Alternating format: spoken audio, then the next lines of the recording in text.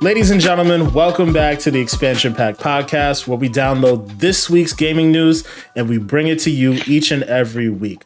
I'm your host, Denzel, aka Black Ice 8, joined by my co-host as always, starting off with Manny, aka Goopmaster Flex.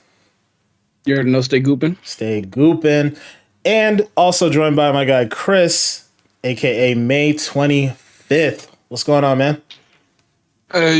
Same shit, different toilet. All right. Today's the 4th of July. Today is the 4th of Happy July. Independence Day, folks. All right, that's it. Happy 4th to you guys. I'm sure by the time you guys are watching this, it will probably be Tuesday, Wednesday, something along those lines. But, either way, happy belated 4th of July. We're here to talk about some games, guys.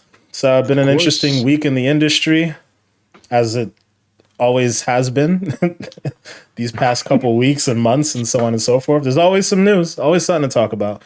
But before we get into the topics for the week, we'll do what we always do here. So what is your gaming moment of the week, boys?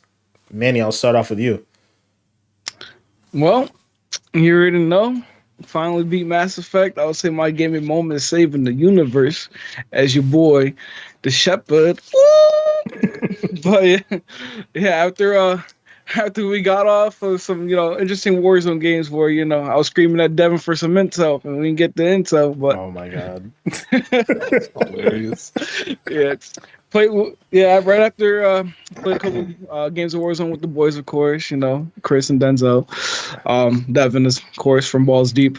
And after that, just wanted to play Mass Effect 3, finally beat the game, and I started Andromeda, but, I don't know if it's the same, It's hitting that, yeah. It's not ain't the same, man. It should have been a DLC, bro. That's all I got to say about that. Yeah. Should have been a DLC. Real quick, though, just want to say something about Manny's comment about the Warzone thing.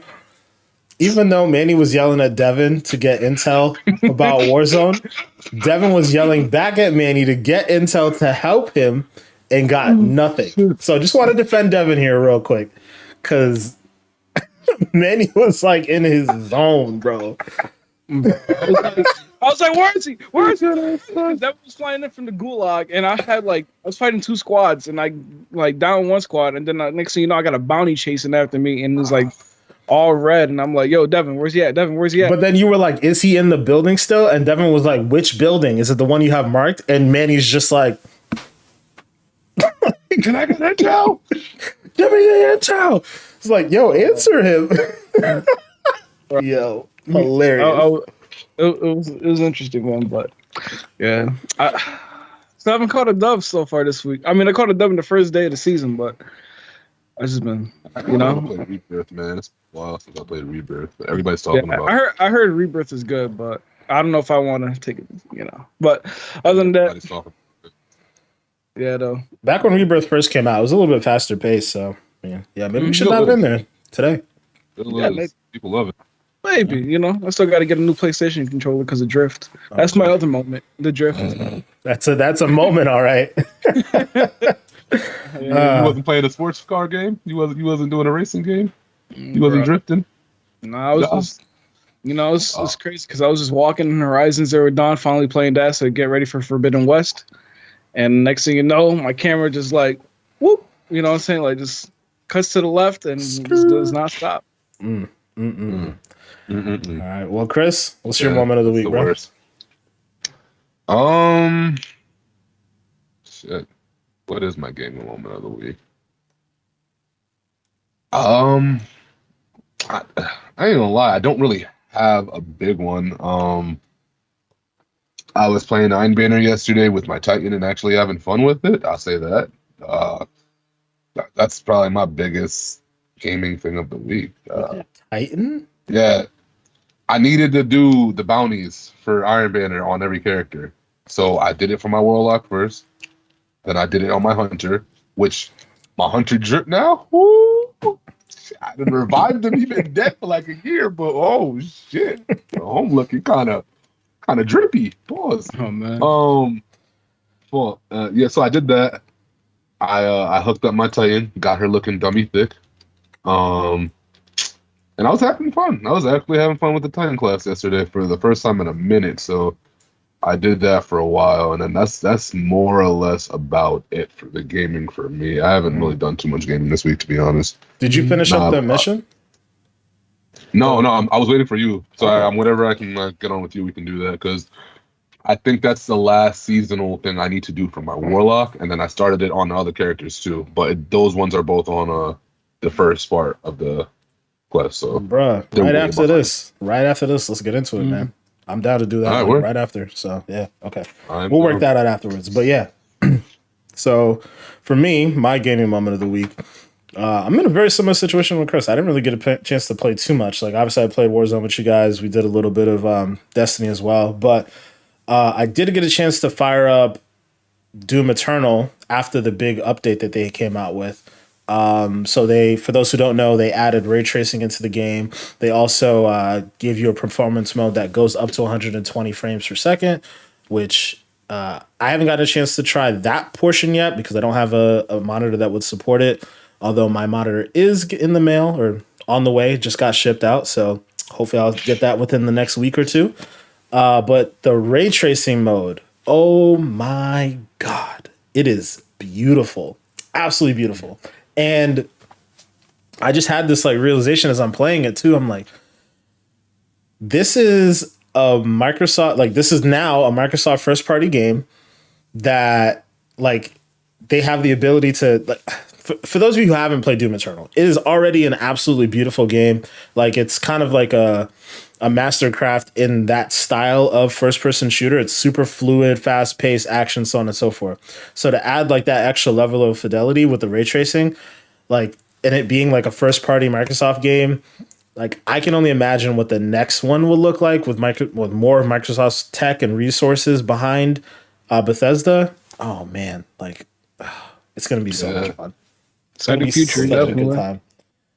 Gaming is in such a good place. It's so fun to see. Like we're getting more and more of these little extra patches of relatively older games. I think even Ratchet and Clank this week got a patch to give it 120 hertz mode, and that's already like a native PlayStation 5 game. So, I think a lot of these studios are starting to hit their stride with adding these features, really taking advantage of the hardware and whatnot, patching things after the fact. And obviously we'll talk a little bit more about a couple other games like Ghost of Tsushima. I know that's getting a pretty big patch as well with the director's cut. So it's a good time to see, these older games getting the next gen treatment. And then in addition to that, like seeing all the newer games, all the things that they have to offer. So it's really cool to witness that stuff. Mm-hmm. But yeah, that brings us to our next part here. Chris, you're up, man. Hello, everybody. It's the summertime, but let's take it to a little bit more ace frio, if you understand what I'm saying. You know what I'm saying? Icebreaker time. This week's question revolves around the idea that we have a plethora of video games. There's new video games that get made every single day. There's games who have huge ass fan bases, like excuse me, Warzone or some of the Bethesda games and shit like that. And then there's also games who they're not like top tier, but like they got like their audience, So I guess my question today would be, what is the game that you think needs a push, just a push to get to the top tier? Not saying it's dead or in the dirt or anything like that, but I mean it's doing okay, but it could use one little one of those, you know what I'm saying? If that makes any sense. I'll go first just to kind of give you guys context of what kind of answer I'm looking for here. For me, hands down, bro, gotta be Titanfall. Like there's no way that we don't talk about Titanfall if we're talking about games that just need a little something, right? And to me, that little something could be as easy as, I would love to see a part 3 get made. Yes, I would love that. That'd be awesome. But all they got to do with this game, even if they stayed at part 2, is advertise. That is all they have to do with this game. Advertise promote it, put it in people's faces, because when you play it, it's so good. And I don't play it all the time because I play Destiny, I play all these other games, and plus it's like way more fun when you play with people. Mm-hmm. But if this was something that all of us played like religiously, I'd be in there like a lot type of thing, like a lot. The game is fluid, it feels good. There's like I don't have a lot of negative things to say about Titanfall in terms of like how to play the game. You know, it just feels good. You watch any of the YouTube videos from people who made this game. You watch any of their streams. The game is lit. It ain't got that. It needs it. It needs that one little. Needs the hype. Yeah, bro. Because I'm telling you, people who complain about Call of Duty and shit, if they would just play this, well, depending on if they like sci-fi stuff. Because if you're not into that, maybe you won't fuck with it. But if you played this, you would like lose half of your complaints. A lot of people are waiting on Battlefield and whatnot to come out, and which is rightfully so. But there are other other shooters out there that are really good that just don't have the. Mm-hmm. Don't make me start talking about Black from like a couple years back. I'll take that out here too, man. Stop playing with me. Don't make me start doing it. Like an Xbox original game. Yeah. If they ever announce a Black 2 or a Black revamped or Black remastered, whatever, bam. I'm telling you, if you know, you know. You know what I'm saying? If you know, you know. You know what? But yeah, it had to be. I feel like what would make Titanfall like relevant again is give it that service model. You know what I'm saying? Make it a free to play and a live service with these battle pass every season. You know what I'm saying? Like, because they're already doing the Apex. Why not do a Titanfall? Yeah. You know, Apex is your battle royale, but you know, people want to play arena shooters sometime. So but at the same time, they just put an arena shooter mode in Apex. So, I know, I heard about that, but it's like, where their Titans at? You know? I know. I feel like they're going to revisit it soon, though. I really do think Titanfall 3 will be a thing that we'll see maybe within the next year or two. You know, and they'll try to keep the thing going with Apex. Like, obviously, Apex shouldn't and won't be going anywhere anytime soon. It's very successful. Some people consider it like the superior battle royale game, which, you know, can be debated, whatever. But, you know, people love it. And I think Titanfall is an amazing game. Like, I feel like it came out in a bad time. I think EA like really did not set it up for success because if I remember correctly, it came out right in between Call of Duty and Battlefield. I think 4 or 1. Yeah, Battlefield 1 releasing. So like it was like two of the bigger games in that genre. Like, you know, EA cannibalized themselves by doing both of them. Right. Yeah, it's just like it was a bad move, but obviously the game is fantastic. Like people still rave about it, you know, from time to time. And even though it's not free to play at this point, it might as well be. It's pretty cheap right now. It's within Game Pass because of EA Play. So yeah, I think a third one with good marketing would really take it over the top. I think you're right. That would really put it in that upper echelon. Y'all don't think like a hub type of thing would work for them, like how they do with like Call of Duty?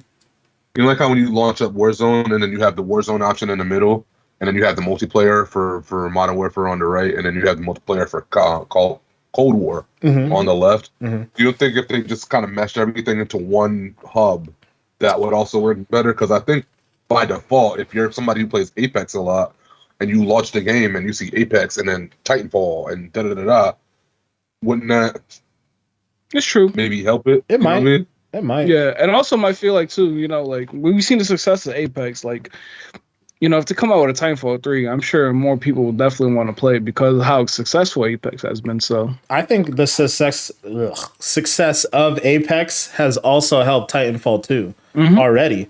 Because I think, you know, that what was it? Was it like a couple months ago? There was this day, like a random Saturday, where everybody decided that they were going to fire up the game, and like they saw record numbers. So I do think Apex has helped it a lot. And yeah, if you bust out a third version of it, you like, you know, come with all the next gen graphics and all that stuff, and add a couple new mechanics to the game. Yeah, I think it could take it to the top. Like make it that upper echelon of games, because you know we already know the pedigree of that studio, right? Respawn, like they used to be Infinity Ward. Infinity Ward made Call of Duty. Like, you know, then in the back in the day they made Medal of Honor. Like they know how to make really good shooters, and they know how to make those shooters like appeal to the masses. So Yeah, I can see the next Titanfall really kind of being the crossover that they need, I think. But yeah. Definitely. All right, Manny, your turn, bro. What you got? For sure. Nah, so I guess we talking about these games. I feel like, especially with, it kind of ties into today's topic, but I feel like Returnal might need that little oomph. You know what I'm saying? We talk about how it's not worth the $70 game. Interesting. I feel like Returnal, if it has that like Risk of Rain vibes. You know what I'm saying? Like, it's a survival shooter, and like you're going through these levels and everything like that. If they add the element of like not co-op, but like a multiplayer mode where you have like, maybe 4 people as well as you're surviving, I feel like that might be a solid game. That could be worth $70. Like I'm not gonna lie, I haven't touched Return in a while, but like part of the reason is because we all play games together, so it's kind of hard to like set that time aside to go back and return and dive in. But if they did have that multiplayer mode, like I know like a couple of our friends loved Risk of Rain, so Returnal wouldn't be any different for them. Right. So I just feel like if you add that element of a multiplayer survival mode, like Risk of Rain, where it's like endless, going through these realms or whatever, I feel like that would take the game to the next level of becoming like relevant. You know what I'm saying? Like maybe that next good game. If you and I could play that game together, yeah, that changes everything, man. Co-op makes games so much better, and I know that like there's certain scenarios where that's not entirely true, and sometimes it falls flat. Like Dead Space 3 is an example that a lot of people reference. Like they feel like it takes away the horror aspect, but overall, games are so much more fun when you're playing with your friends, doing stupid stuff. Like, Returnal. That's a really good one, Manny. I thought you were gonna say something else. I really did. Surprised. I'm really surprised. Like now that you say that they don't already have that in the game. Because games like that generally do, you know what I mean? Like when you're fighting these big ass beasts and whatever, and then like co-op is almost a given in these types of games. So it's actually really interesting that they don't got that. It's got to be a budget thing, but yeah, we'll talk about that soon. But yeah, I think for my pick, it's gonna be weird, and it's actually a game that Chris mentioned, funny enough. But I'm gonna go with Battlefield. Now, Battlefield obviously is a top tier game. There are a lot of people who do love the game, but it's not the top dog in its genre, right? Like everybody knows Call of Duty's king. As far as what the game would really need to be a Call of Duty, I do think a marketing push could definitely help out. And to be quite honest, I think EA is starting to do that. Like the hype that's being generated around this new Battlefield, it's unprecedented, right? Like I think EA positioned it in a really good place. What they showcased with the trailer has a lot of people intrigued. I think if you can come out with a cohesive battle royale mode, even though I know that may not be something that everybody wants, I think you can spread the gamut out by having your basic Battlefield like traditional modes like Rush and what's the other one? Bomb.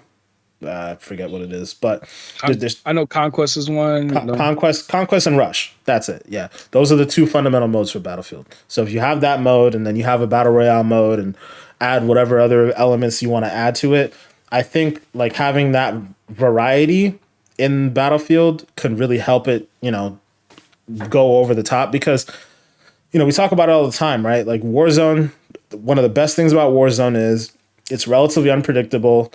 Like those Battlefield, what we used to call Battlefield moments, they happen a lot in Warzone now, right? Crazy moments where you're in a helicopter and you do some crazy thing where you drop it on someone's head, or like the thing I love to do of like dropping in, grabbing the helicopter and then killing a bunch of people with the blades from the helicopter. Like that stuff is fun, and it's like it's a sandbox thing where it's like maybe not entirely what the developer intended for you to do with it, but it exists in the game, and it's a thing where you can kind of create your own stories. Battlefield did that stuff first in like a very unique way. And I think now is a good time for them to kind of make their push and really push themselves over the top. I think a good marketing campaign is really the only other thing outside of what we're seeing so far with 2042 that would put it over the edge. Man, just to piggyback on what you're saying too, bro. this is their best opportunity to take over. Their best opportunity, because like I haven't seen anybody this hyped for a Battlefield game, and I haven't seen people this down on Call of Duty as a franchise in a long time. And like, there's just so many things in place here for Battlefield to succeed if they do the right things. And yeah, no, I agree with that, man. They are right there. They just need one thing. So yeah. I do have another one too, and it's actually the one I thought Manny was gonna say, but I don't want to spend too much time on it. But I think the other one that would really benefit from a good push is actually PUBG. PUBG needs. Oh man, I still think that fundamentally PUBG is the superior battle royale game to like all the other ones. It's just not well optimized. Like if you just I don't know if Sony or Microsoft or someone bought them and then like made them remake remake PUBG with a completely different engine that worked well, and you made the controls more fluid, like the running and all that stuff, like your general movement. If they made all that stuff more fluid, hands down, I think PUBG would be an absolutely amazing game. Like I love everything about the way PUBG is structured. Like I enjoy the way you parachute in. I enjoy the way the loot grind works, like how you have to, you find a gun, then you find different attachments, and then you can like mess with all the different attachments in whatever way you see fit while you're on the battlefield. In comparison to like Warzone, right? Warzone, most of the guns are already set up the way that they're set up when you loot them. Obviously, you have your loadout drops that you could have customized your gun way back when, but it doesn't lend itself to like a lot of flexibility in the moment. The thing I used to love about playing PUBG was, okay, I have an M4, what was it, the M416? That was the gun that I think we always used to use a lot. So you have the M4, and in this particular engagement, like you only need like either iron sights or a 2x scope. So that's what you would put on in the moment, right? But then situation arises where you're having more long-term engagement. So you want to put on a 4x scope or a 6x scope. Like there was just a lot more flexibility about whatever engagement you were tackling in the moment in comparison to Call of Duty, where it's just like whatever gun you pick up, you're stuck with that gun, whether it's long range, short range, whatever. So yeah, I miss that about PUBG a lot. I know. So it's sad because it's what started all this, but like that's it. They only started it. They ain't really like they ain't take the crown. They didn't. Yeah, they didn't evolve except for like the mobile. Like I know the mobile market is very huge for PUBG, and they're actually making a new PUBG futuristic, like battle royale version of it. But even that, it doesn't look that much different than the mobile one. Like it doesn't. I guess I don't know enough. I'm not in tune enough with like the mobile game stuff. But like when I saw it, I was like, this looks just like regular PUBG. They just like maybe move the time frame a little bit, but I don't know. Yeah, very weird to me. Yeah. But yeah, okay. Thank you for that icebreaker, Chris. Remind me of Battlefield, man. Dude was switching the attachments on the fly. God, yeah, like that's cool. Like that. He was in the middle of a fight and he just went like this, and this shit just started. Yeah. I'm curious to see how that's going to work out, because I think the thing that I liked about the way it was set up in PUBG was the scarcity of it. Like you had to find the attachment, and then you could have it in your backpack, and you had only so much space in your backpack, so there was inventory management stuff happening on the fly. Like it was just a different component to the game. And I also like if I found a 6x scope or something, and I knew, like, for example, Isaiah loved to snipe. So it was like, oh, anybody need a 6x or an 8x? And it was usually always Isaiah. So if I found one, I would go bring it to my teammate, right? Like there was like a level of camaraderie and like that survival element to it. And yeah, like that just doesn't exist in other games. Like I know Apex has, attachments that you can pick up and whatnot, but it's still not the same as how it felt with PUBG. And I miss that. I miss that a lot. Mm-hmm. All right. Yeah. But yeah, let's dive into the topics for the week. Definitely got a decent amount to talk about. So I'm going to talk about our first story here. It's actually got to do with good old Mr. Hideo Kojima. So I know we've talked about it in the past. This rumored game that he's doing with Xbox that nobody seems to know anything about. other than that it's supposed to be some sort of cloud-based game. It's so funny because like it's the game that literally all of us have been talking about and nobody knows anything about at all. Like we have no name, we have nothing. But you know, it is exciting to hear about a Hideo Kojima project because there's always shrouded in mystery. It's always something interesting, and people, you know, he's an icon in the industry. People love him. So we did get some news this week coming from Jeff Grubb over at GamesBeat.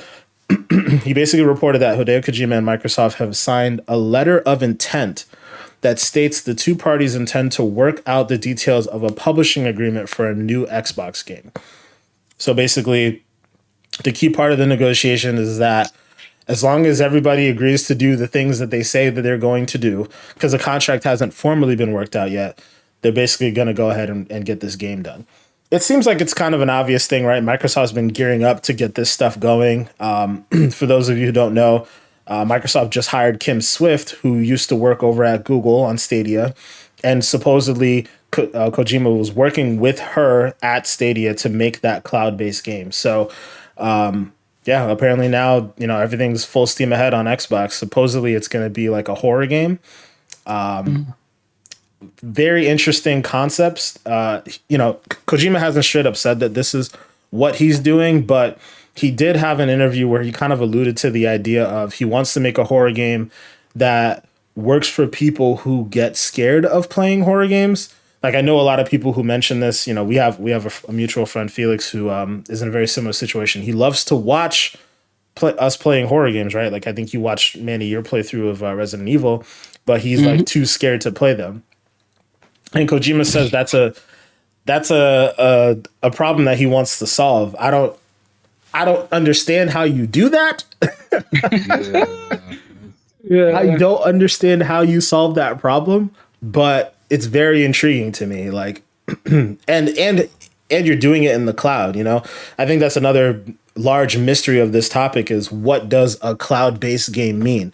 Are we talking about a game that you can only play like streaming, or is it a game that's that basically utilizes the cloud? Like it renders most things locally, but certain things will render in the cloud, similar to like Crackdown. You know, Crackdown, a lot of things like the physics-based stuff was rendered in the cloud. So like, you know, there's a lot of questions around this whole thing, but you know, I'm curious what you guys think, what you guys are expecting to see from this game. So Manny, I'll start off with you, man. What do you think about this? Yeah, I mean, it's very exciting because, you know, it's something that we've been talking about for the last couple weeks, if not months. So, you know, to see that, you know, seeing more progress, you know, happening between these two, Kojima and Xbox, you know, hopefully, you know, like I like how you mentioned, like a horror game that like people who are scared of horror games can't play, that will play. You know, for me, when I played Village, the only way I was beating that was when I had everybody watching on the stream. I couldn't let them down, so that's why I was able to beat it. But if I was playing by myself, I probably still have not touched past the castle. But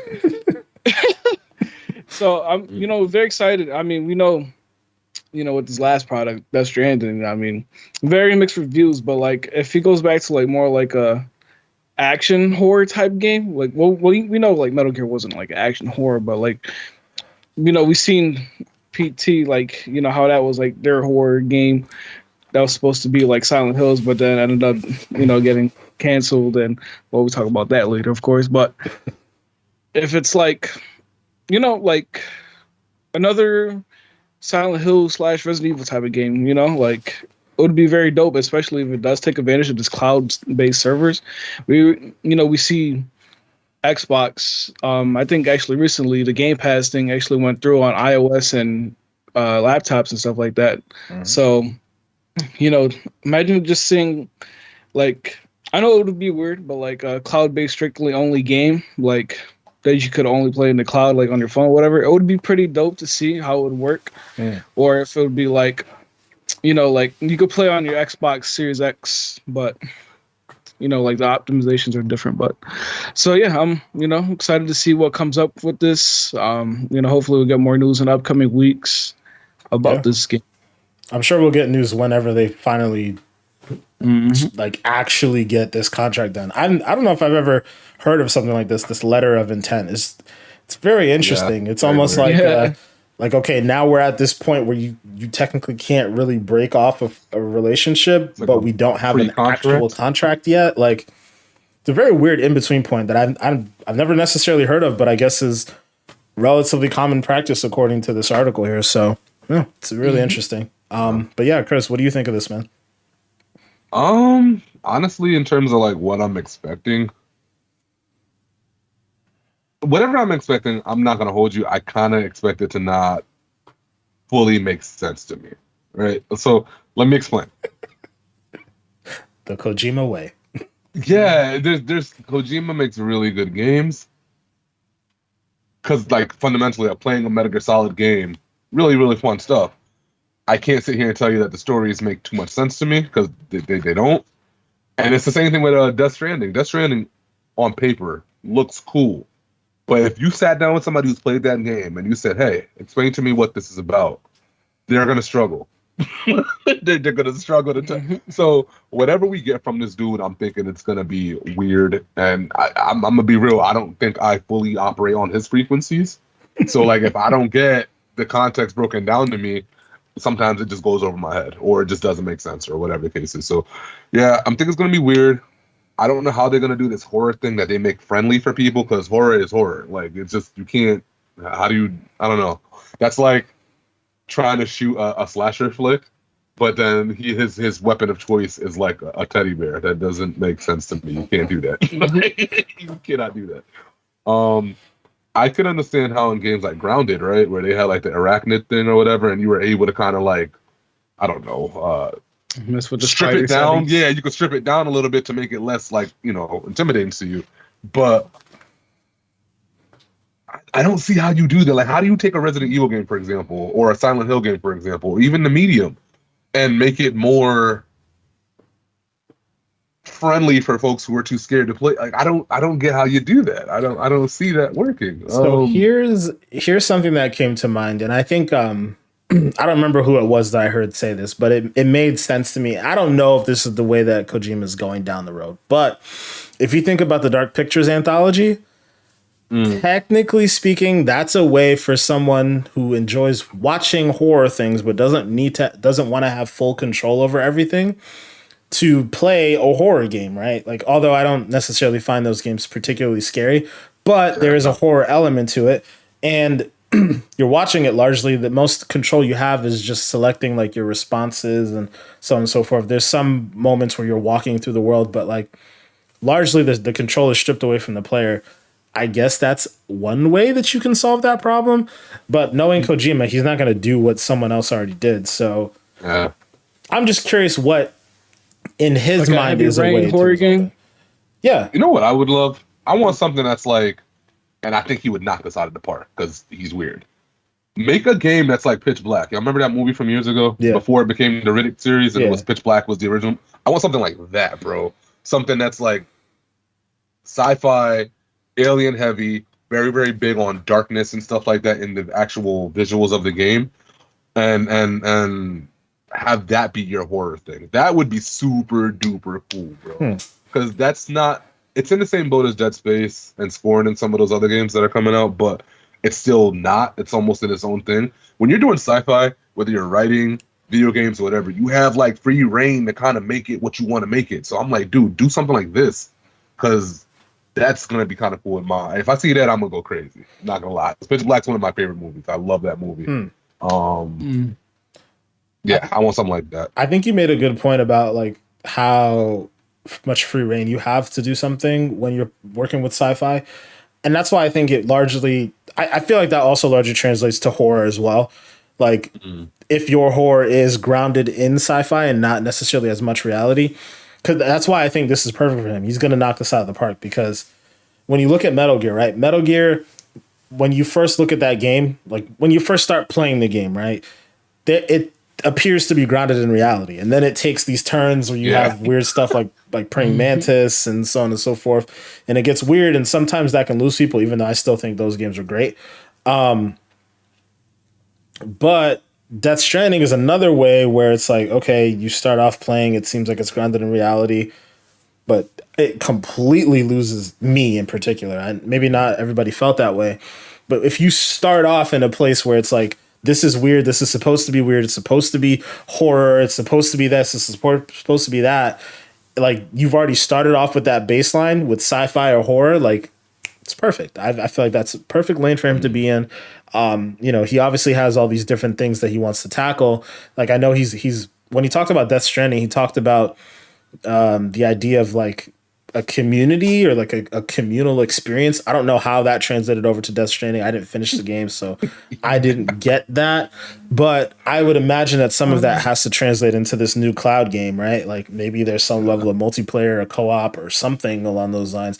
I just feel like it's one of those things that we all can agree Hideo Kojima has the acclaim and the creativity is the right word I was looking for. The creativity to pull off something that we've never seen before. Yeah. I wouldn't mind it. I mean, my thing is with the cloud thing too that I'm kind of worried about. So when you're making a game that can run on the cloud service, do you have to like hold yourself back in terms of how intricate you make the game on a building it level, or is it like you can just build the game like normal? I think it's the opposite, right? If you have the cloud, I think you have more free reign to do whatever the hell it is you want, right? Like you might. So, for example, right? Flight Simulator. That game is coming to console. They said the only way that game could come to console is because of the cloud, because of how sophisticated that game is, because of the fact that, and for those of you who don't know, they literally mapped the entire world with Bing Maps and put that in a game where you can fly to literally any point in the world at any given time. You can land, you can do all these different things. And that's like petabytes of information sitting up in the cloud that obviously a gaming system can't handle, so that you can fly anywhere, right? So that's like high level of complexity using the cloud. So if anything, I think using the cloud allows you to do way more, right? You can make the game bigger. You can probably, like, when you're, put it to you like this way, when you're shifting resources from the local box, the local machine, and you're shifting it to the cloud, whether it's like you streaming in different assets or you're rendering the physics in the cloud or something like that, it leaves more room on the box to maybe have better graphics, right? Or I don't know, all types of random different things. But I think so. They work together, right? They don't work. Okay, I see. My understanding was that the cloud service was almost like a replacement for the box kind of thing. I think that's the thing we don't know entirely about this game, but most cloud-based games like Flight Simulator, they use both. So there's like the game is rendered in some level on the device. Like I think your plane is rendered on the device or whatever, but the environment around you is being streamed in from the cloud. That's crazy. I did not know that. All right. Yeah. So, I guess we're gonna see what that looks like. I mean, I think people are really, really curious because I think a light bulb just went off. When you broke it down like that, right, and then we go back to the whole sci-fi thing, dog. Like again, if you are able to do whatever you want to do, say you want to just create your own, not even a full galaxy, but like a section of a galaxy, that's enough to work with, right? Right. And you render it in via the cloud, like how you're saying they do with this flight simulator. Yeah, that's wild. That's wild. Yeah. Because then you really could do what you want. Like you could, like, wow. Okay. All right. Didn't know that. Yeah. Different. No, but the possibilities that it opens up is like it's virtually endless, right? Like it's nutty. Like you could make a gravity game if you wanted to, like technically, right? Like, you could do that. You mean like Gravity the movie? The movie, yeah. Yeah. I knew what you meant, but Manny made a face, so I just wanted to clarify. I was like, gravity? You was talking about the thing that keeps us down? But yeah, you could make a whole game in space, right? Like you could make, so No Man's Sky, right? No Man's Sky does something similar to what I guess cloud computing could do, but it does it like it procedurally generates a world in real time. Like every world is different.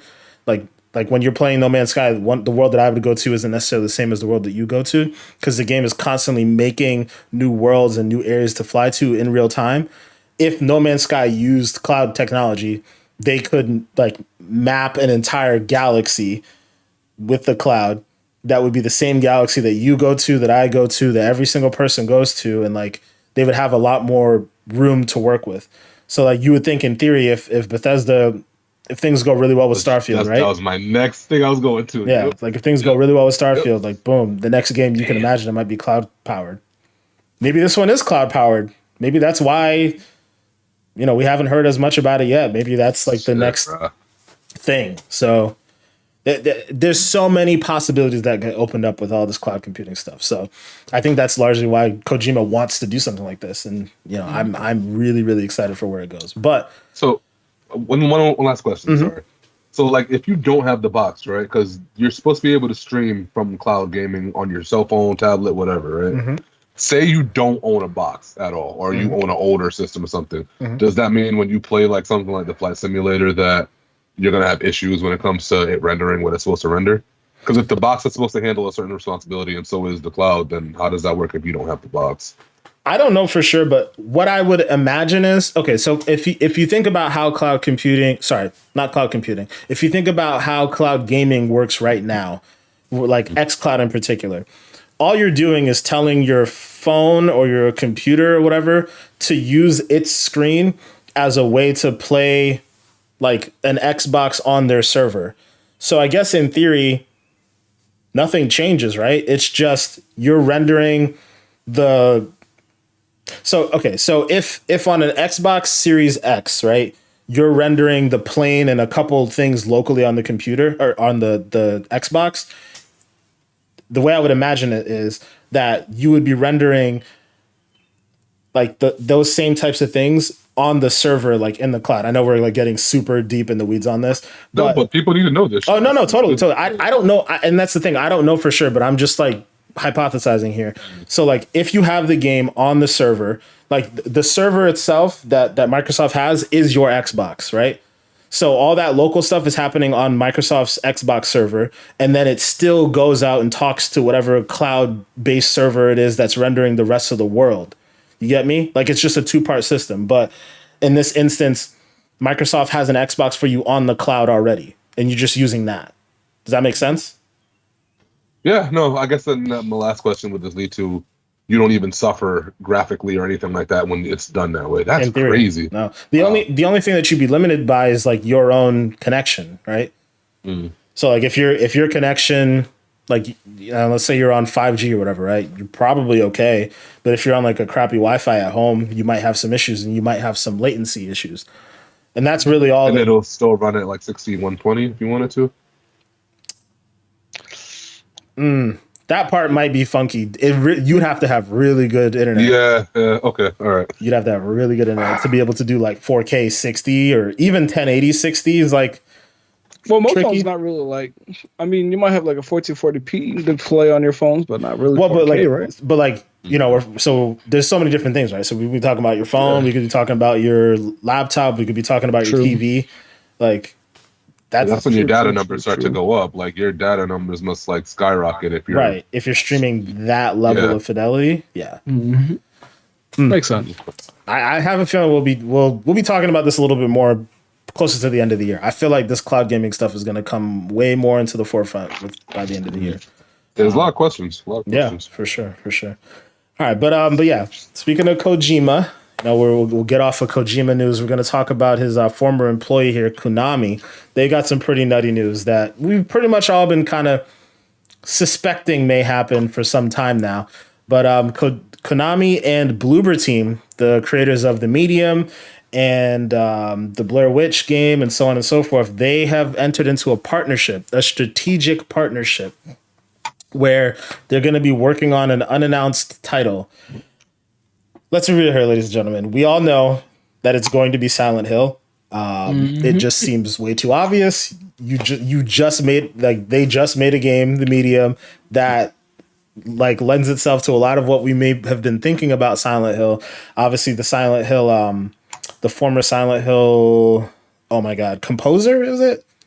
Yeah, composer. Yeah, composer was working with Bloober Team on The Medium. So. When he said straight up, he was like, I'm ready to work with them on whatever they do next. Like, good chance it's probably going to be Silent Hill at this point.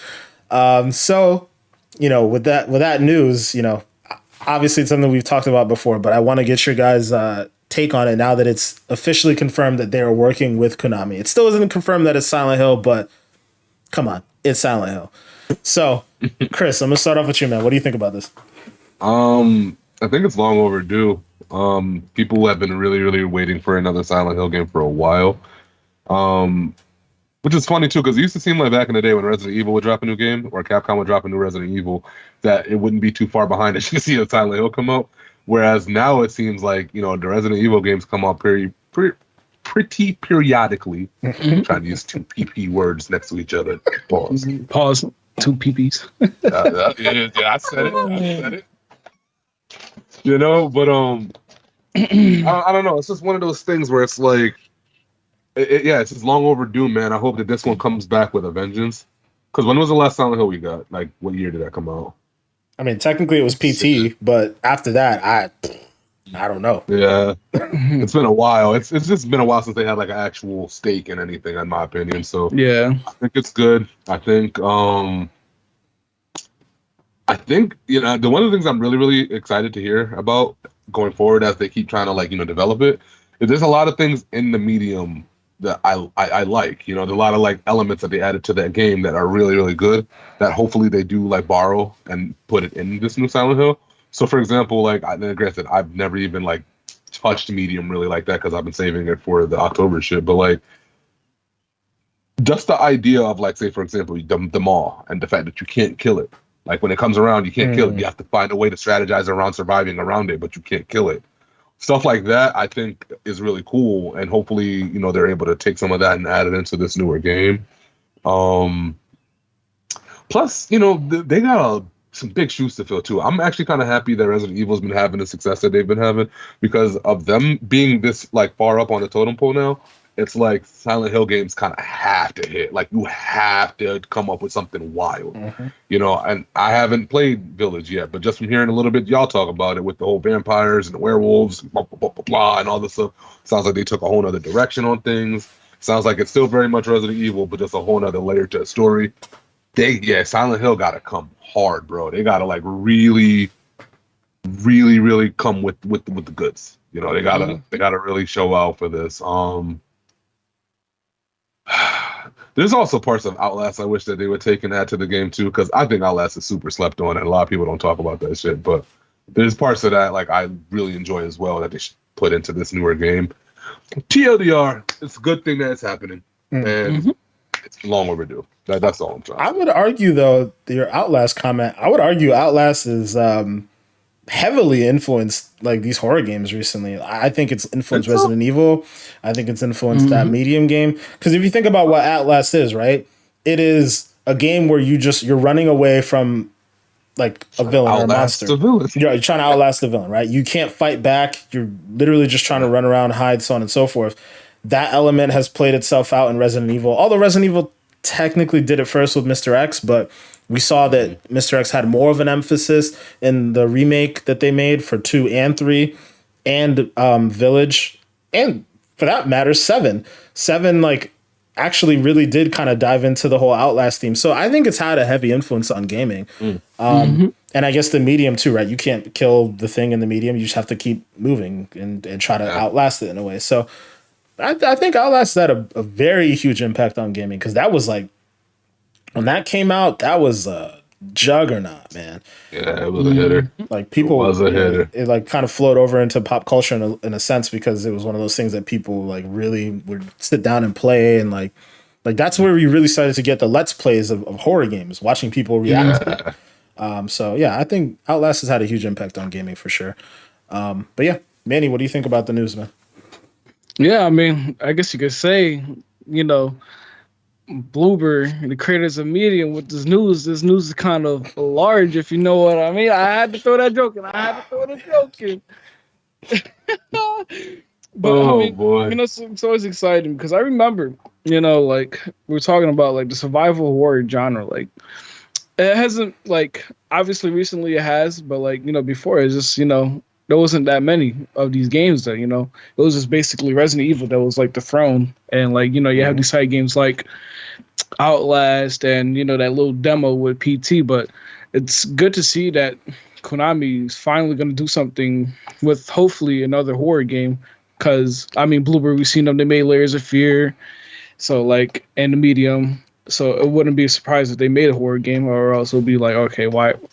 Just why if it's like something else, like a Yeah, if they were making like Metal Gear or something, it'd be like, like, what are you doing? it's like, but so like, it's very exciting. Like Chris mentioned, how like maybe they will take the route of like Outlast, and how that was like kind of like a first person horror running away from these enemies kind of thing, where like we know the medium was like third person, but maybe they could take a step further and go that first person route, like how PT was when when we all played PT back then. So hoping to see that kind of route when it comes to this next survival horror Silent Hill game, because I mean we even seen Resident Evil do it themselves, that first person horror. Like yeah, you could defend it for yourself, but I mean, right, like Resident Evil 7, like the dev said, it was so scary that they had to dumb it down for Resident Evil 8. So like if you get like something like that, where it's like, even though yeah you can defend for yourself, I mean like that doesn't mean you can't make the game scary. And we seen, like I said, we've seen that with Resident Evil 7. So I'm hoping we get like a really scary horror game that that what I would have to stream in order to play, because that's how it'd be 7 and 8. Yeah. So that's that's what I would like to see. Even if it isn't Silent Hills and it's just like a new take on a horror game. But I mean, realistically, it probably is going to be Silent Hills. They're sitting on these, these franchises that are money makers that they're not taking advantage of, like Metal Gear, like Castlevania, stuff like that. That will, hopefully see in the future that, maybe they'll reach out to other companies like, hey, I know we haven't done a great job on Metal Gear Survival or whatever. How about you do this for us, like into a different company? You know what I'm saying? Like this might be a trend that we see from Konami, and hopefully it all ends well. I think it is the trend for sure. And I actually have a question to piggyback off of that, but I did want to make another comment about the whole Silent Hill thing. So again, to reiterate, it feels like it most likely makes the most sense for it to be Silent Hill, because why would you work with a horror team to make a game that people have been, clamoring, like to not make the game people have been clamoring for, is what I should say. But also, if it was like a new IP, if I'm Bloober Team, that would be the dumbest move, to like go work for Konami of all people to work on a new IP. That would be weird.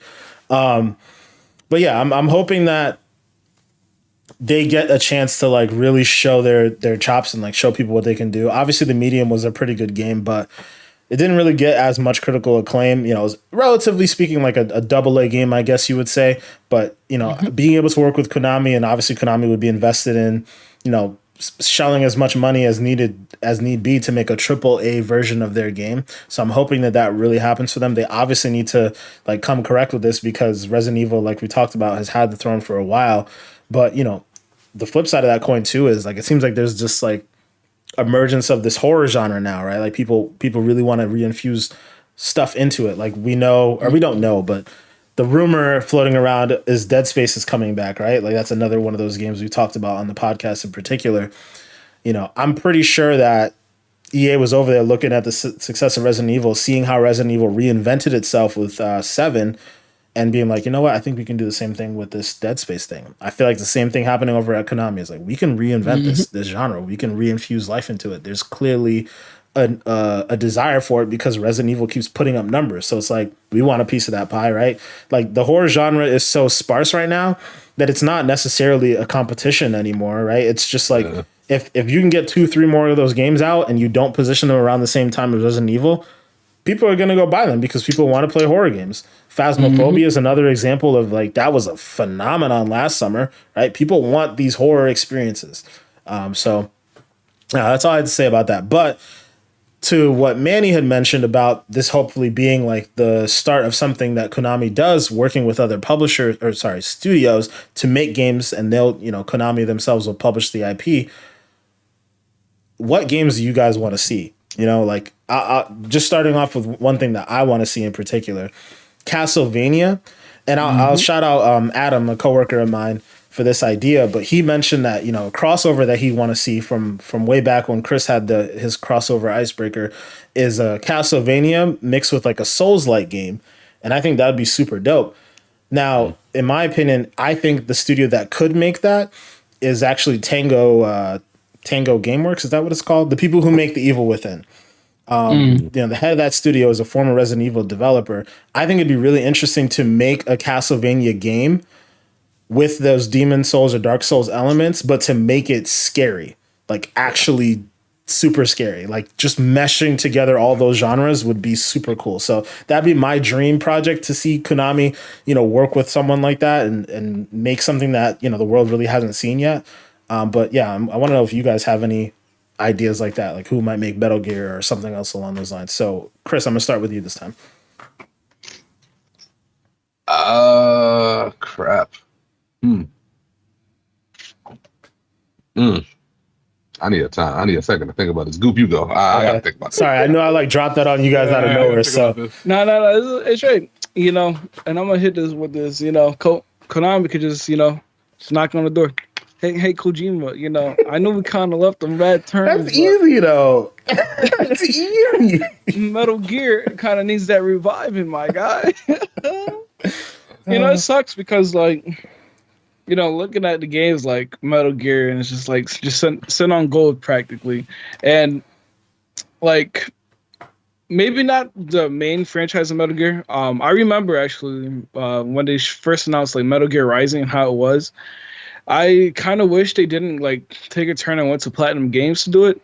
So I mean, I don't know how to explain it, because the thing about Metal Gear Rising is it's a fast-paced hack and slash kind of game. And you can't really make it a Souls-like kind of game either. You know what I mean? Because you're playing as Raiden, the dude is basically a cyborg with a sword. So right, yeah. It's kind of hard. But I feel if you maybe revisit that Metal Gear Rising part of Metal Gear, where you're playing as Raiden, and maybe go for I don't know. I don't want to say Souls-like, because that's just too easy. You know what I'm saying? Everybody's gonna say Souls-like, and it's next thing you know, everybody wants it because it's Souls-like. Yeah, but I feel Souls-like games can't be too fast-paced, right? That's the thing. Yeah, that's what.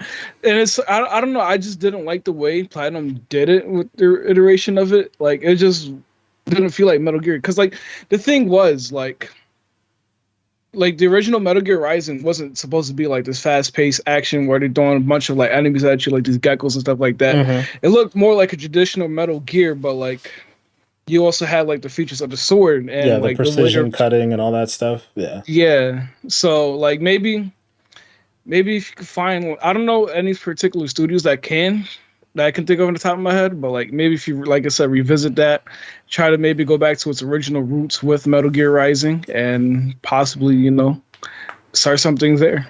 Okay, Chris, you got anything yet? All right. So my answer isn't really. It's not really involved in with some of their older stuff. If I had to pick something for Konami to work with, this is gonna sound left field as hell. I know. It would have to probably be actually, let me ask this question first. When DMC came out, who made that? It wasn't the same people who made the last few Devil May Cries, right? Yeah, I think it was Ninja Theory. I would love to see that happen, because I think that would be a great revival for that franchise in particular, because I'm kind of tired of how Devil May Cry has been doing things for a while. Granted, I don't know if they ever worked together. The question was specifically around Konami, though.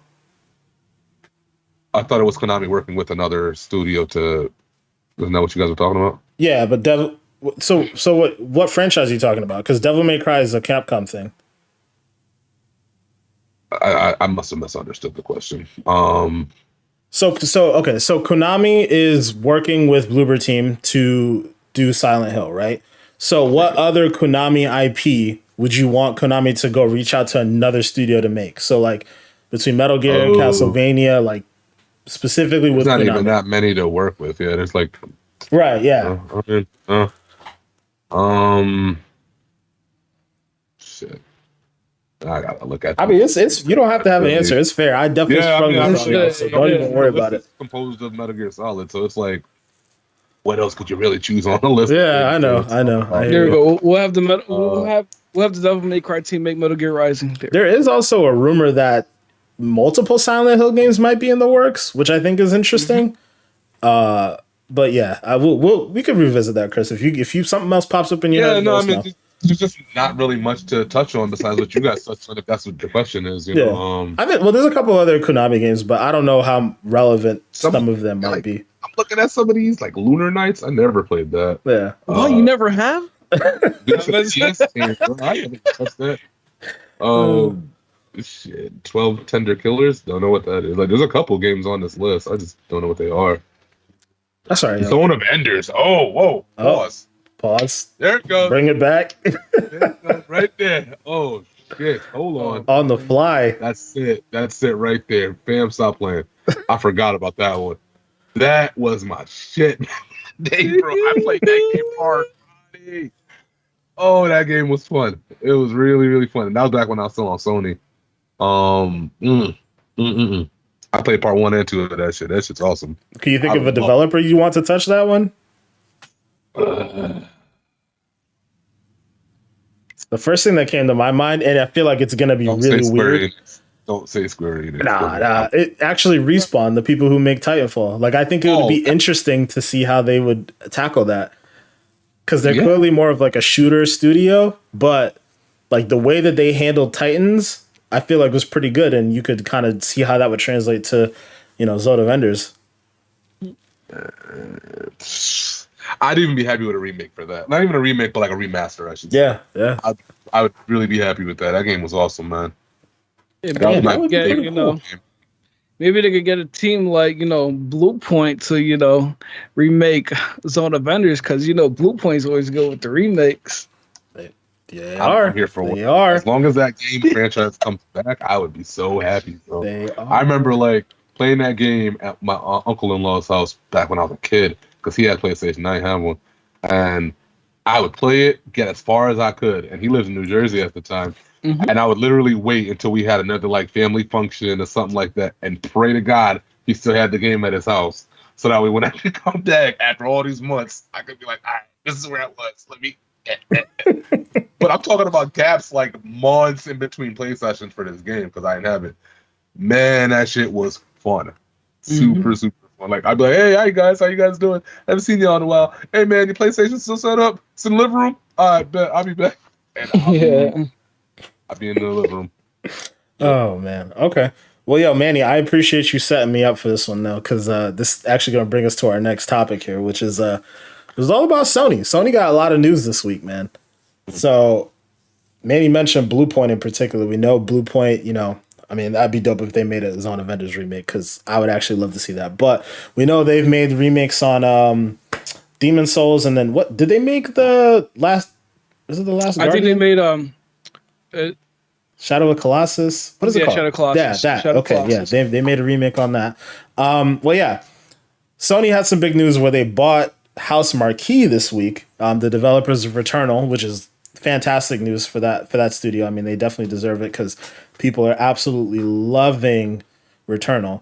But also later in the week, they also purchased Nixies, which is a company that typically does a lot of PC ports. I know they work with Square Enix pretty frequently. They worked on the PC port of the Avengers game and a number of other games. But within that news, looks like I think it was either Sony Japan or Sony Russia. I can't remember exactly, but one of those accidentally posted out a image that showed, Sony bought Blue Point, which quickly got taken down, and they fixed it and put back up Housemark. But it seems like this is clearly the next thing. I guess it's possible that deal may have gone through, but it seems like it's almost a done deal, right? Like, we know that they've been working with Sony for a while, on those two games that we mentioned in particular. So it seems like only a natural progression for Sony to purchase them. But a lot of people in the industry have been talking about the hypocrisy of the situation where, again, I think it's a great thing that Sony bought those two studios, potentially 3 studios, because, it just means more good games for gamers, right?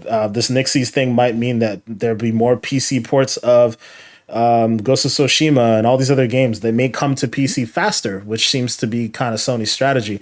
But, not too long ago, we just had this conversation around Jim Ryan poking fun at Xbox for, buying Bethesda, and like they claim that they don't want to throw money, which was his term, at studios to get exclusives and so on and so forth. They want to do things organically, which I think is ironic because you're buying all these studios. Like I don't know, it's weird, but I do think it's a great thing for these studios. We'll just go around the room and get everybody's impressions on this stuff. So, Manny, what do you think about the purchase?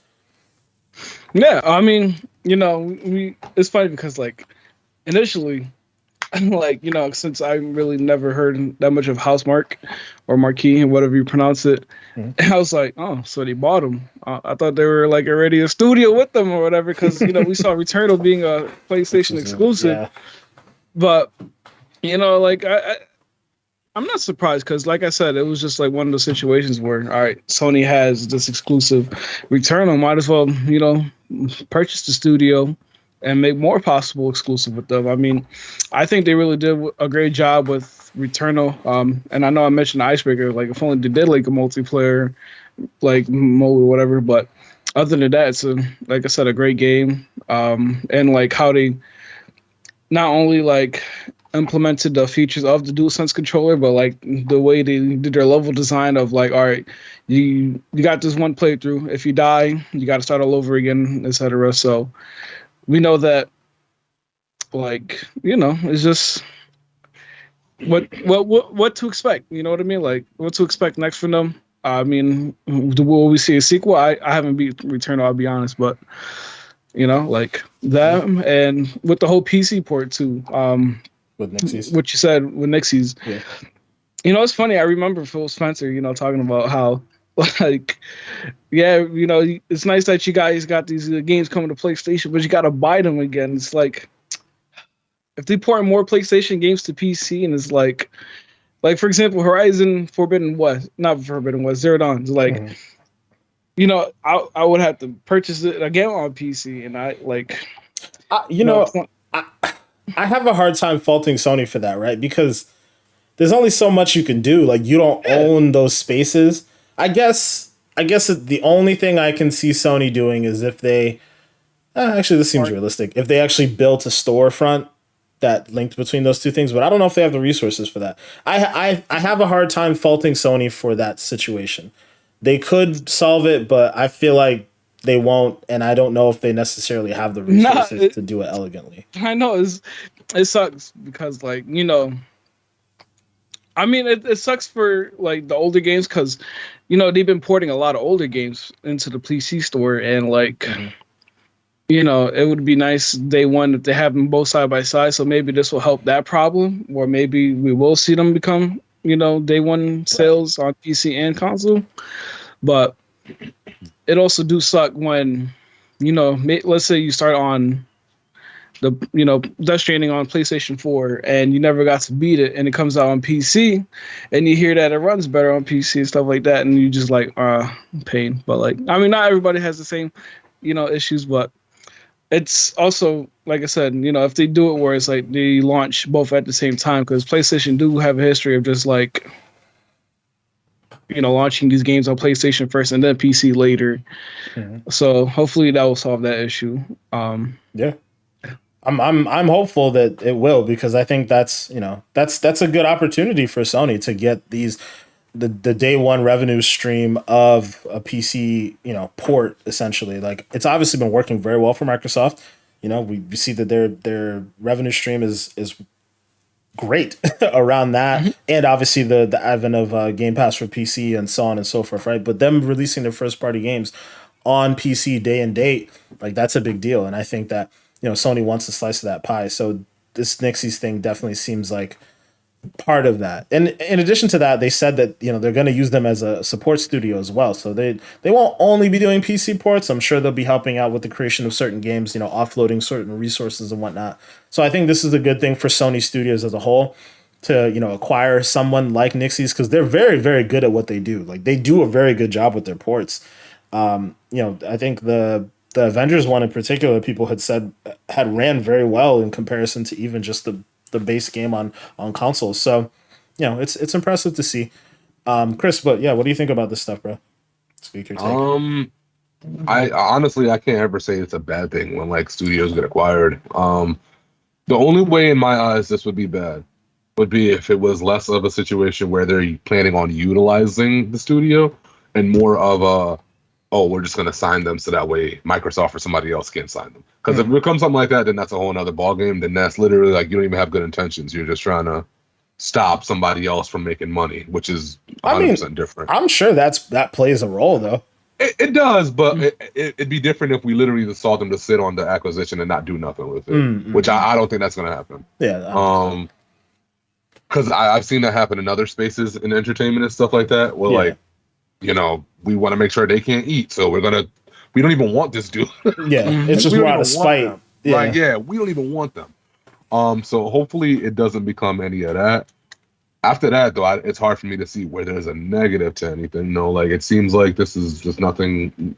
This is like routine to me. Like it should have happened. You got certain games that are getting made for your platform, and you have a good relationship with these development studios. Why not take some more of them under your wing?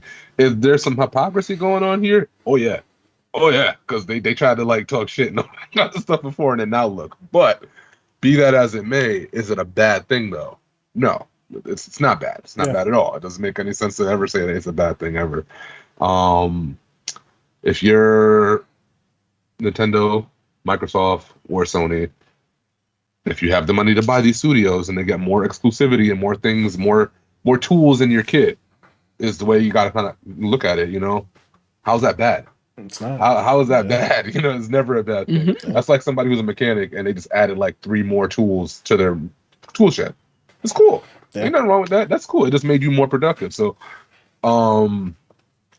yeah, as long as they're not sitting on these acquisitions or whatever, I have no bad things to say about this, which is shocking because I have a lot of negative things to say about Sony in recent times.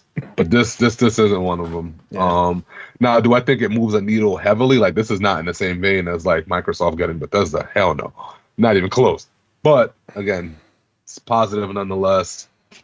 Nothing bad come out of that. Yeah, I don't necessarily want to go down this road, but I did see some people try to make that comparison, and I'm like, y'all are crazy. Yeah, y'all wildin'. It's not even close. It's not even close to the same. Like they acquired a whole publishing arm. Like that. It's more akin to when when Microsoft bought Double Fine, when Microsoft bought Ninja Theory. Like it's more akin to that. Like those are really good studios, smaller studios, and it definitely will be like a feather in their cap. It's a good thing for them to have. Like, the area, like Chris mentioned, the area where acquiring studios becomes a bad thing is when you stifle their innovation. When you tell them, "Oh, you have to go do this thing for us now," and when they really want to go do this other thing. Housemarque, I'm pretty confident. I don't know if it's Housemarque or Housemarque. I'm pretty sure it's Housemarque because I feel like that's what I've been hearing other people say. But either way, Housemarque in particular, they've made Returnal, and like we mentioned beforehand, I think the only reason Returnal didn't end up doing some of the other things that we talked about may have just been resources, right? If you're working under Sony, they may not have the same type of resources that Microsoft has. Like Microsoft will basically write you a blank check, right? But Sony, they're willing to spend some money on these AAA titles. I'm sure this next Housemarque game is going to be a AAA. It probably won't even be a roguelike game. It'll probably be a full-fledged AAA action adventure shooter or whatever it is that you want to say in this Returnal universe, right? They're going to go back to that well. Returnal 2 is probably going to be what it's called, or at least be in the same universe because they've set something up here with that. And you notice that they keep utilizing the main character's face a lot, like within the marketing material. So I think they want this to be like just like you see Ratchet's face everywhere, right? Like they want this to be a marquee franchise for Sony. So something that they can constantly reference back to. Like you'll remember that face in the same way you remember seeing the Doomslayer's helmet or Master Chief's helmet and so on and so forth. So this seems like a very strategic thing, the way that they're showing off everything, the marketing behind it, all that jazz. So yeah, I'm loving it though. I love to see that Sony has this focus on these particular studios. We'll get into a couple of things in a second about some areas that Sony's failing in, but want to pivot to another piece of news that Sony announced this week. It's really this new Ghost of Tsushima director's cut here. So Manny, I'm gonna let you kind of take this one away. So what do we got going on with it? Yeah, I like how we, talk about it one week and the next week it happens. So, we got that charm. We got that charm. We were a little off on how it happened, but yeah. Yeah, I mean, I know. Sadly, we ain't getting no state of play, but that's a discussion for another topic later, whatever. But yeah, we finally got our Ikishima news, or shall I say, the Ghost of Tsushima director's cut. So, yeah, I mean, all it really is basically is like, all right, you get these enhanced 4K 60 frame graphics for your PS4. I'm not PS4, PS5. They also mentioned how like the Japanese lip sync was a problem on what is it called? The PS4 version, which I do play on Japanese, so I do see it sometimes. So they finally fixed the whole Japanese lip sync, which is great as well. Also, we get that Ikishima expansion that we all been talking about. Sadly, not in the form of like a Miles Morales, where it's like a separate thing you could buy instead of having to pay a whole $70 for Ghost of Tsushima with the Ikishima in it. And they also say after you complete Act 2 or start Act 2, you get to explore this Ikishima island. So it'd be great to new content. Hopefully, it ain't like one of those things where it's like a small DLC. Okay, you get to see the island, do some missions, and that's it. Hopefully, it's like a Miles Morales expansion where we get this, a little bit of more story to it that we get to see that will last us like a good 5-6 hours. Hopefully, it will be coming out in August. I believe August 20th. And yeah, like I said, it's currently $70 for PS5, or if you want to buy the director's cut on the PS4 version, it would be $60 with the $10 upgrade later down the line if you want to get the PS5. And they also have a feature, not a feature, but if you have for the PS4 already right now, there's a $20 upgrade pre-order. But if you don't pre-order and you buy it the day of release, it's $30, not $20. Okay. So then I guess in a way it is like Miles Morales then, right? Because technically, Miles Morales was $30 as well. If you like it, well, I guess you didn't need to have the original Spider-Man game. Yeah, that's the thing. That's the difference. You didn't need it. Like if you wanted to buy Miles Morales, it was just $40 and you get to play it. But this is so you pay $30 to upgrade if you already own the game on PS4. Yeah, if you don't own the game, it's $70. I'm glad that it's not like how the original Spider-Man was, where they said in order to play the Spider-Man remaster for the PS5, you have to shell out either $70 for the Miles Morales, or I think they charged it separately. So at least it's $20 to upgrade for pre-order now. But yeah, I still don't know how I feel. I don't know why. Well, why is it like so? The fact that you just explained all of that, right? And it's just weird. Why? Why does it have to be that way? Like, and I don't want to bring it to this. And like, the only thing we can do is compare it to their competition, right? Like Xbox, they have the smart delivery stuff. It's just simple. You buy the game. Like, for example, Doom Eternal, right? Like another Game of the Year candidate, right? We knew that it came out last year. They released Invasion Mode, I think it was called. They released the ray tracing stuff, the 120 frames, all that stuff. That was a free upgrade. Like that's it. Boom, we're good. And I don't know, man. I feel like they use that little expansion. We don't even know necessarily how big it is, so I guess I can't complain too much. But we don't, they use that expansion as a way to justify reselling the game for $70. And then charging us a whole $30 for these upgrades that on the competition are free. And then it's even compounded worse. And I know we're going to bring up the word that everybody hates to hear, but it's even compounded worse when you factor in Game Pass. If you have Game Pass with that Doom Eternal, like you never paid anything other than the subscription fee, like the access to get through the door. That was it. Oh, no. Oh, okay. We're back. But yeah, it's just... It's always so weird with Sony, man. Like, and then you got people out here like shucking and jiving for them, like, oh, it's worth it. It's worth the $70. Like, is it? Is it really? Like, it was worth it when it first came out, but it's a great game. A year later, shelling out $7 for potentially just an expansion and 4K. Yeah, I understand. And I understand like the graphics upgrade, but like you mentioned, how like Microsoft and not only just Game Pass, but how there's this thing called smart delivery, where You literally, it comes out the expansion for the next gen upgrade. You just click on the game. It says, "Would you like to upgrade?" Hit yes. It downloads the update, and also brings through the save data through the cloud base. And they mentioned here, like you could transfer your PS4 save data to the PS5 version, but we seen what happened with Marvel's Avengers and how bad that happened. So like, you better get prepared for those PlayStation users that that experienced it once. Who knows if they did anything to fix that. So like, Yeah, I don't know. yeah. Sony's they're doing some weird stuff, man. They're doing some weird stuff. But Chris, what do you think about this? In my opinion, it's very much like how it is with like if you're an Apple fan, right? If you're a person who buys Apple products and you tout that. Now, Apple products are very good. I'm not saying that they're not good, but there's a lot of different ways where I look at what they do and I'm like, damn, y'all dead ass me nickel and diamond people on certain things sometimes, whereas you don't get that with the competitor. And I could talk to certain folks about Apple products and certain folks, like if I talk to you about them, I know we're gonna have a good conversation, right? Whereas if you talk to somebody who's a casual who buys an iPhone, they don't even know half the things that their phone does, right? But they're ready to sit there and Apple. It's the same thing with PlayStation, in my opinion. It's a lot of folks who kind of just, they don't really, like they know, but then they kind of don't know. You know what I'm saying? It's more like I don't know. I'm trying to say this without talking shit. It's hard.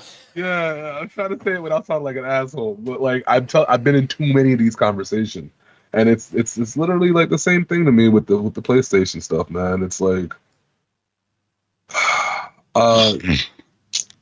like everything sounds like a cash grab. When you look at I would say some of their stuff is like, this is like a third strike almost, in my opinion, for a lot of things, because they keep doing shit like this. When we go look back at the crossplay stuff from way back, right? When crossplay and cross save really was starting to become a hot topic, who is the person or who's not the person, but who was in the way of a lot of this stuff happening before? Them, right? Then we look at good old GP. I'm not even going to say the full thing. Good old GP. Been out for a while, doing their thing. All they have to do is copy the model and do it on their end, and they refuse to do it. Again, who's doing this? Them.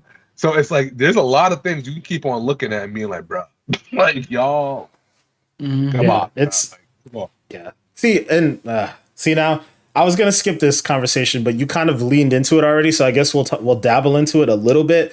But some of that stuff you're talking about, like that, that leaks into like developers' confidence in the platform, right? Like a lot those business practices you're talking about and like the ways those things went down, like they seem to translate over to sales or lack of sales in some certain situations. Like, there's a pretty big conversation that came up this week where I don't remember the developer's name, but the developer basically released a chart talking about how Sony's policies affect how well their game sells on the platform. So they kind of, in like a tongue-in-cheek way, showed off this chart that showed I forgot what they called Microsoft. They had the one that sells fridge. The one that sells a fridge. That was a different chart that came out. But basically, it was like the same concept. Like I think it was something that described Master Chief. I think, and then the other one was like the plumber with no wrench or something, which was Nintendo wrench, yeah. And so on. So like he had a really funny like tongue-in-cheek way of showing off like how well his games sell, an indie developer in particular, how well his game sells on different platforms. And the PlayStation one was tiny. It was like the lowest mark out of them all. I think Microsoft's was a bigger one than I think we were expecting, and then Nintendo was kind of like right after that. And then I think Steam for the first chart wasn't that much, but then there was another chart that was referenced where Steam was kind of the biggest one, but Microsoft was still another big chunk. Like it's just interesting, like these business practices that Sony has going on for them, and like ironically enough, all these people who are shucking and jiving for like, yeah, I'll pay $70 for this game, that is not translating over to these game developers, these smaller indie game developers in particular, and like they're getting pretty pissed off about it. And then there's the other side of the coin where, you factor in like so Sony was trying to stifle crossplay. Sony then said, okay, if you're going to do crossplay and your game doesn't sell more of its microtransactions on our platform, then you have to pay us more money. Like, at some level, if I'm an indie developer, why am I even putting my stuff on PlayStation? Right? Yeah. Like, yeah, in theory, PlayStation has the market share, right? They're the market leader for console gaming in particular, right? They have all these units sold, so on and so forth. But people clearly aren't buying the stuff on there. They mentioned that in order to get any sort of visibility on the PlayStation Store, you have to shell out, I think the developer said, what, $25,000? That's a lot of money. That's a lot of money. That's not including the 30% they have to take too. Right. Yeah, that's a great point. Man. Yeah, you're an indie developer. You have to shell out $25,000 to be visible on the store, and then once that happens, Sony takes 30% of your cut. No, like that's nutty. You and then jerked around, bro. Yeah, straight up. And then the next side of that coin is another developer mentioned how their game. We were talking about this a little bit beforehand, but their game came out with a piece of DLC, and that DLC sold 2,000 copies on Xbox and only sold 7 copies on PlayStation. 7 copies? That's sad. That's sad. Not exaggerating too. Like, yeah, no, that's real. Yeah, he said literally up until that point, like it was a tweet that came out. I'll see if I can dig it up and post the picture up of it. But like 7 copies, that's pathetic. And you can make the argument that, oh, well, maybe the game isn't good enough. But if it's multiple developers telling you the same thing and saying, hey, these games are selling better over here, and people and some of the people who are like talking about how like Game Pass is ruining the industry, yada, yada, yada. But Game Pass is on Xbox. It's on PC. Yet people are still shelling out money for these games. Like, people always talk about the financial viability of Game Pass for developers. Clearly, developers aren't hurting in this particular way, right? Like, the numbers, and obviously we haven't seen the numbers, but a lot of these developers are saying, like, the numbers financially work for them. It helps them out. Because even though the game... even though the people don't have to buy the game, a lot of the times people will buy the game, or they'll be more willing to spend money on microtransactions because they didn't have to spend the $60 or the $40 or whatever it turns out to be. It's crazy to me, right? Like, man, yeah, Sony's doing some weird stuff again. Like, yeah, in a lot of ways, like they're at the top, right? They're able to release the Ghost of Tsushimas and have the game be as good as it is, and able to go buy Housemarque and Nixies and possibly Blue Point and so on and so forth. But they still have these issues that they have to iron out, where developers are not happy with working on their platform. And it's really weird, man. But that's a big problem too. Big problem. Like, you can't just sit on that, bro. Yeah, that's huge. Yeah, like, that's huge. Those developers make your platform. Like, yeah, you can make your AAA games all you want, right? Like, you can be the AAA machine, as one of the developers had referenced, but you need things to flush out the rest of that lineup. Like, and I guess at the same time, like, that is a large reason why people buy like PlayStation systems, right? They'll play the exclusives and that'll kind of be it. Like, look at Manny, you and I, right? Like, we play the exclusives on PlayStation, and everything else, like multiplayer games, we just won't touch the system for. We'll just play our Xbox, and that's just how we are. And I'm sure a lot of people are like that too. So I don't know. It's interesting. Eventually, at what point will that come to bite Sony in the butt? Is the real question. I mean, like everything we're seeing, that all these bad trends, like sooner or later, it's just gonna take effect. Like, like we mentioned earlier with the whole like smart delivery, how Xbox has that easy system, but PlayStation, you have to do this long process just to have both games, with the save data and all that kind of stuff.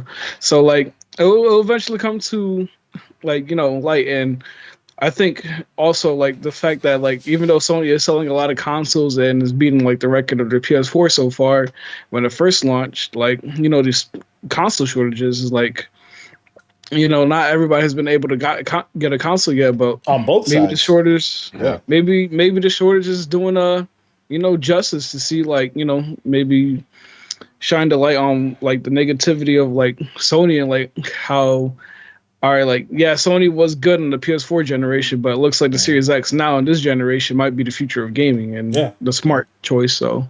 and I'm really curious to see, because as of right now, due to this shortage, like PlayStation is outselling Xbox, right? Sony's able to make more PlayStations than Microsoft can make Xboxes. But if all things are equal, I feel like it might be a much closer race than people are giving it credit for.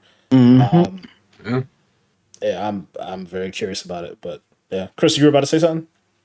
No. I'm just listening to all of the great, eloquent things you guys are saying, and just nodding my head. But yeah, the shoe's got to drop, I guess, at some point, because I don't know. I just don't see how it continues to be viable for people. People are going to gravitate to the hotness. They just I'm telling you this right now. This is how I look at it. Microsoft is one hitter game away from maybe two. Maybe let's say two, just to be generous. 2 hitter games away that are exclusive and they're only on Microsoft, from them really like shaking this shit up and really making some serious noise.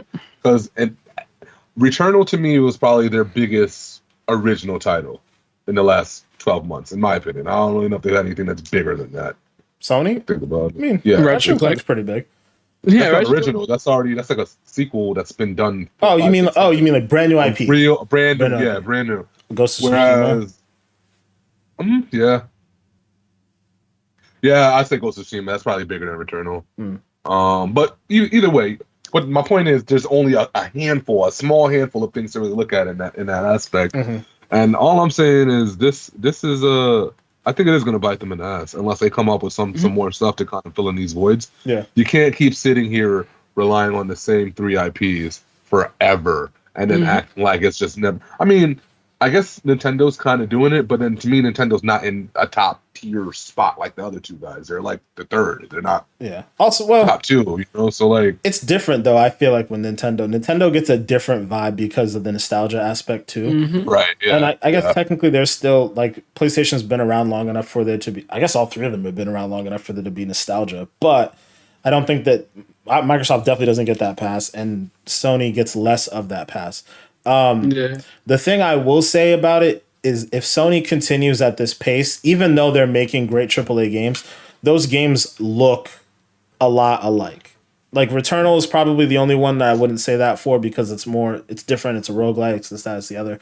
But when you look at a lot of the PlayStation exclusives, they're pretty similar in that it's like adventure, first person experiences, right? Like when you really break it down, Uncharted doesn't look that much different than Horizon, doesn't look that much different than God of War, when you take it for what it is at face value, which is like a third-person action-adventure game, right? And they're amazing games. They do an amazing job at it, but, at some level, that has to come to a head.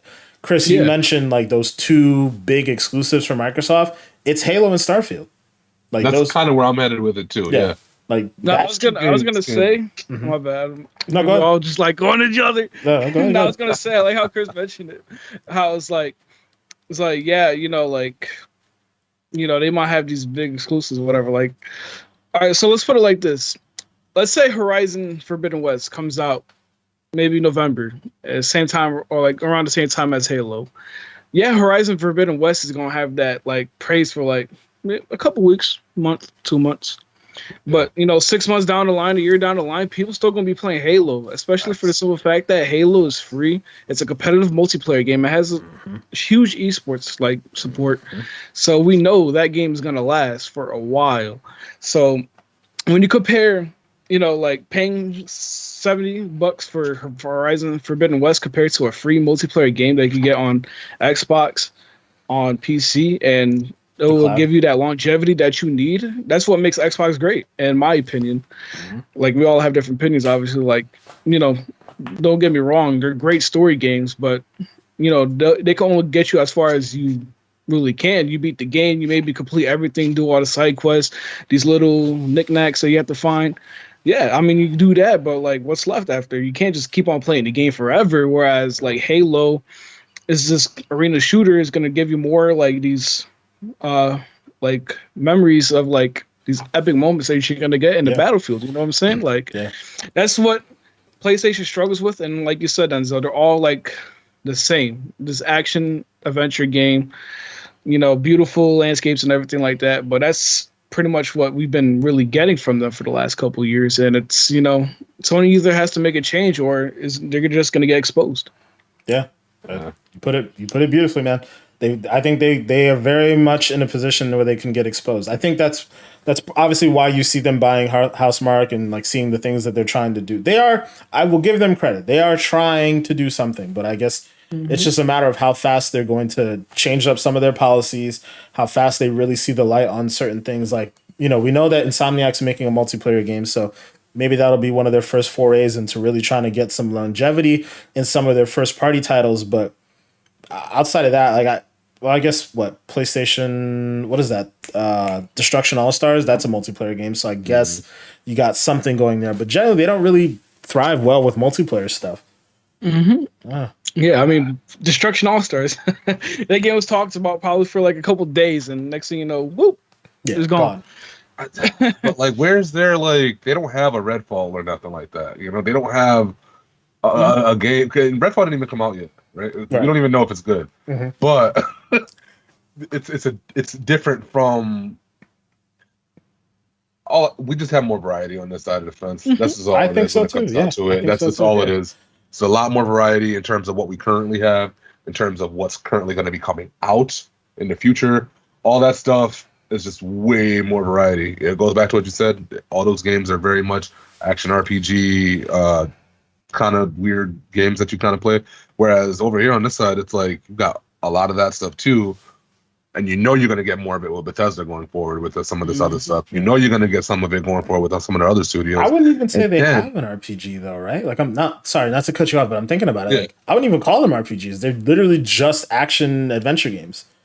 I only call them RPGs in the sense of action RPGs because that's what I used to call God of War and the rest of them. Like any of them kind of games where like your walk.